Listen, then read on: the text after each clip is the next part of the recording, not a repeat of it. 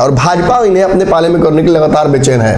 भाजपा जानती है कि एक गलती भाजपा से हो गई। मुजफ्फरपुर वाले सांसद अजय निषाद की बेचैनी बढ़ गई है कि भाजपा भी धोखा देती है हम लोग को। उनकी खलबली इतनी है कि कभी नरेंद्र मोदी से मुलाकात कर रहे हैं तो कभी चिराग पासवान से लुका के मुलाकात कर रहे हैं। लेकिन हम लोग नरेंद्र मोदी से मिलते हुए भी धर लेते हैं और चिराग पासवान से जब मिलने आते हैं तो हम लोग धर लेते हैं।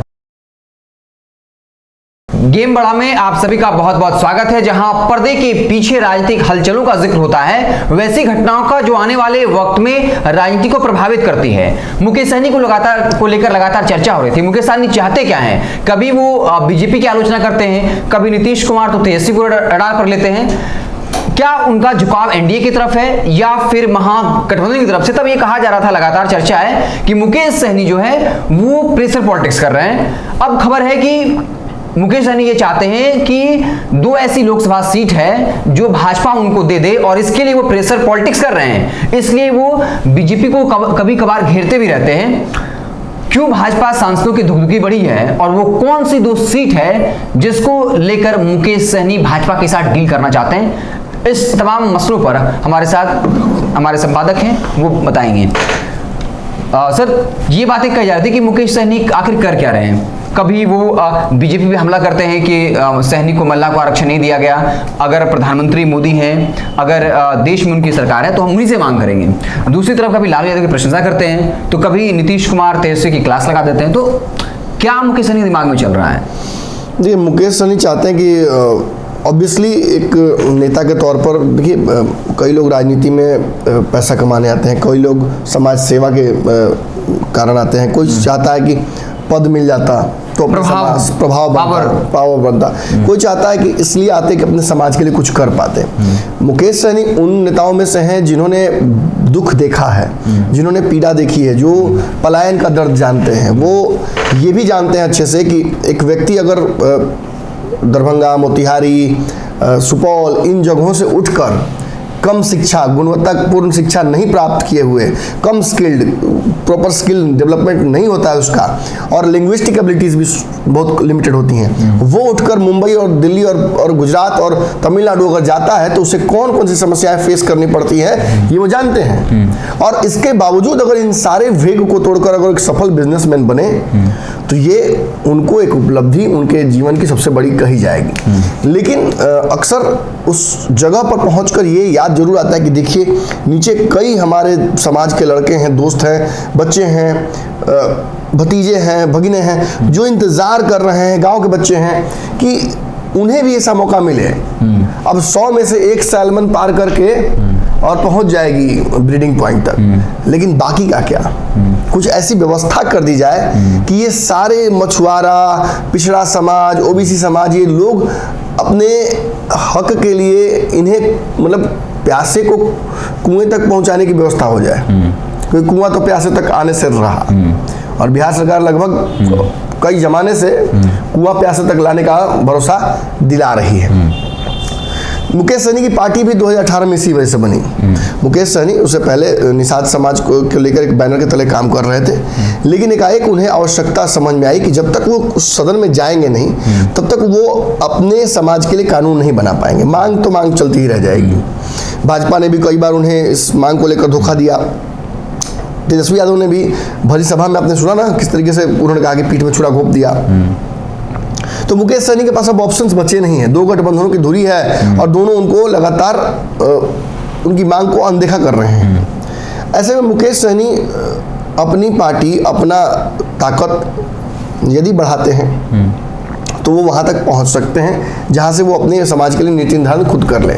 लेकिन फिलहाल गठबंधनों का दौर है। मुकेश सहनी पर भी सबसे बड़ी तलवार यही लटकी हुई है कि सदन जाइएगा तब ना। एमएलसी भाजपा ने बनाया, तेजस्वी यादव ने मजे ले लिए कि आपको तो छोटा रिचार्ज मिला है और भाजपा ने अंततः हटा ही दिया। तो मतलब कौन साथ है मुकेश सहनी के या उनके समाज के? फिर आपने देखा कि इनके विधायक जीत कर आए, अंतिम समय में एनडीए में गए थे, उन विधायकों को भी भाजपा ने तोड़ दिया। तो कौन इनके साथ है? इनका समाज इनके साथ है। बार बार अपना वोट बैंक साबित करते हैं, चाहे कुर्नी हो, चाहे उसके पहले की सीटें हो। महागठबंधन से दोस्ती बढ़ाने के लिए और महागठबंधन को एहसास कराने के लिए कि हम आपके साथ हैं भाजपा को रोकने में, आप हमारे समाज को हक दीजिए, हम आपके साथ आ जाएंगे। इन्होंने मुकामा गोपालगंज में समर्थन किया, बदले में क्या मिला?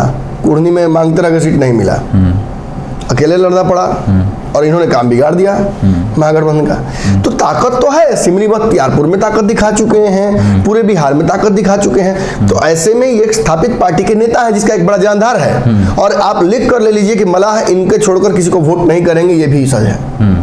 मलाह को नेता मिल चुका है, जैसे रामविलास पासवान एक बार मिले थे दलितों महादलितों को नेता, जैसे कुशवाहा, उपेंद्र कुशवाहा नेता हैं कुशवाहा समाज के, मांझी हैं, वैसे ही चिराग पासवान है आज नेता, वैसे ही इनका भी एक बड़ा जनाधार है जिसे डिनाई नहीं किया सकता। और भाजपा इन्हें अपने पाले में करने के लिए लगातार बेचैन है। भाजपा जानती है कि एक गलती भाजपा से हो गई। आपको याद होगा अजय निषाद और इनके बीच लगातार जो बयानबाजी चल रही थी, कभी मुकेश सहनी रिटेलिएट कर रहे हैं तो कभी अजय निषाद भी जानते हैं कि इसमें एक म्यान में दो तलवार नहीं हटा सकती है, कहीं ना कहीं एक को घसकना होगा। और मुकेश सहनी के हटने से अजय निषाद को फायदा क्या हुआ ये नहीं पता, लेकिन उनकी मुजफ्फरपुर वाली सीट जो है वो सुरक्षित हो गई। लेकिन अब फिर भाजपा के नेताओं ने मुकेश सहनी को लेकर एक रणनीति बना ली है, और मुकेश सहनी को एनडीए में लाने को लेकर एक बड़ा तैयारी चल रहा है।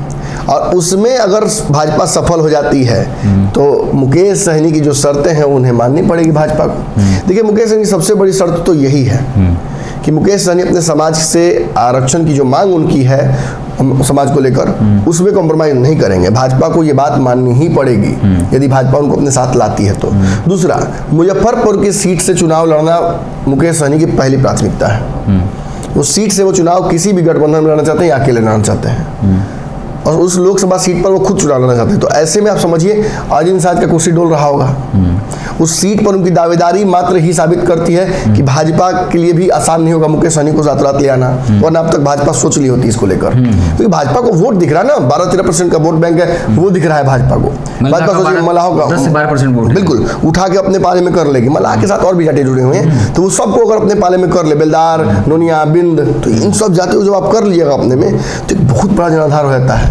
और वही जनाधार जो ओबीसी का है, वही जनाधार जो पिछड़ा का है, वो भाजपा को समर्थन करके उस जगह पहुंचा सकता है जहां से नीतीश तेजस्वी का जो MY समीकरण है या लवकुश समीकरण है उसको ध्वस्त किया जा सकता है। तो इसे भाजपा बहुत सीरियसली ले रही है। और चूंकि मुकेश सहनी का आपको पता होगा कि आवास खाली होने का भी निकल चुका है लेटर, तो अब महागठबंधन में लगभग संभावनाएं समाप्त होती दिख रही हैं। नीतीश कुमार को लेकर मुकेश सहनी की आस्था थी, लेकिन नीतीश कुमार भी यदि अगर फैसला ले चुके हैं तो मुकेश सहनी को कोई उससे फर्क नहीं पड़ता है। मुकेश सहनी के पास ऑलरेडी एक ऑप्शन भाजपा की तरफ है, और यदि वो भाजपा की तरफ बढ़ते हैं तो जैसे जैसे वो भाजपा की तरफ बढ़ेंगे वैसे वैसे दुखी बढ़ेगी एक सांसद की दुखी तो बढ़नी शुरू हो गई है। मुजफ्फरपुर वाले सांसद अजय निषाद की बेचैनी बढ़ गई है। उन्हें भाजपा संटिंग में डाल सकती है। उन्हें भाजपा, चूंकि कहीं ना कहीं मुकेश सहनी की पार्टी को तोड़ना, उनके विधायकों को लाना, इस सारा उन्होंने ही कहीं ना कहीं पर्दे के पीछे खेल किया था। इसमें उनका बहुत बड़ा योगदान था, बयानबाजी उनकी। और उसके चलते क्या हुआ, भाजपा सत्ता के बाहर भी हुई, 4 विधायक भी बने एक तरह से जो इधर आए, तो मुकेश सहनी का एक समर्थन भी था एक दल का, वो भी अलग हो गए हैं। भाजपा अब एगो पशुपति पारस के भरोसे टिकी हुई है, तो इस कुनबे को भी बढ़ाना है। तो कहीं ना कहीं एक बड़ा वोट बैंक भी छटका, और मलाहों के मन में ये दर्द रह गया ना मुकेश सहनी चलते हैं कि भाजपा भी धोखा देती है हम लोग को। तो ये चुनाव में इसका रिटेलिएशन हो सकता है, और ये भाजपा समझती है। इसीलिए कहीं ना कहीं रणनीति को स्विच करते हुए भाजपा ने मुकेश सहनी को अपनी तरफ लुभावने ऑफर देकर बुलाने का तैयारी शुरू कर दिया है। लेकिन मुकेश सहनी किसी बड़े लुभावने ऑफर में पड़ने वाले नहीं हैं। उनका ध्येय एकदम अर्जुन की तरह मछली पर है, मछली की आंख पर। मछली की आंख क्या है? तो मुजफ्फरपुर की सीट, और उसकी वजह से बेचैनी अजय निषाद की बढ़ी हुई है। लेकिन वर्स्ट केस में मान लीजिए हो सकता है कि राज्यसभा भेजकर अजय निषाद को वहाँ भाजपा सेट कर दे, लेकिन अजय निषाद अगर अड़ जाते हैं और भाजपा उन्हें नहीं हटाने को लेकर फैसला लेती है, तो बैकअप प्लान क्या हो सकता है?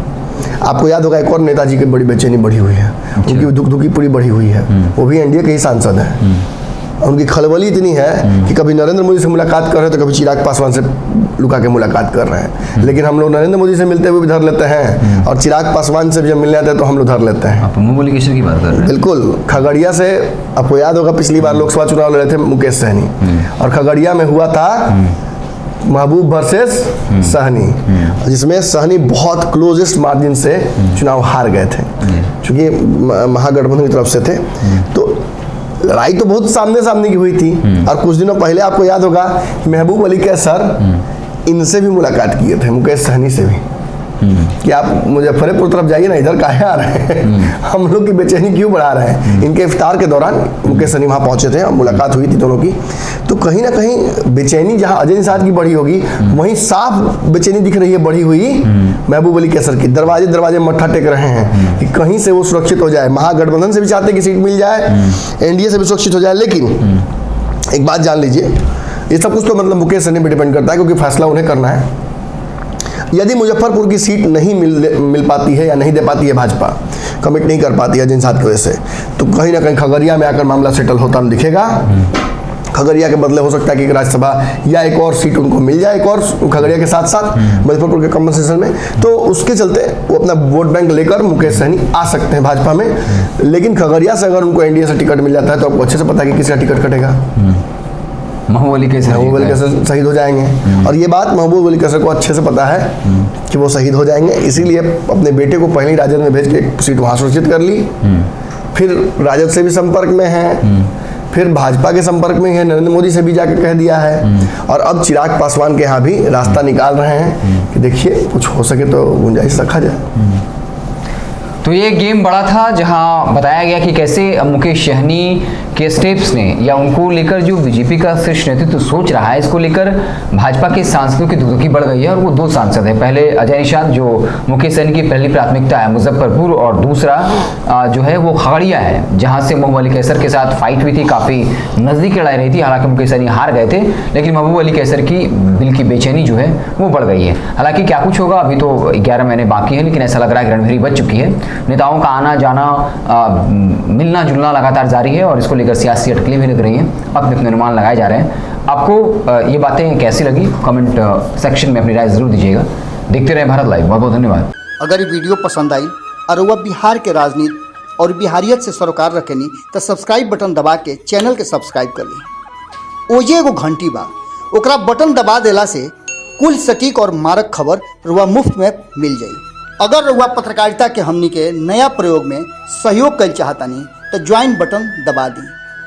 पेटीएम नंबर नोट कर ली 9386816700। धन्यवाद।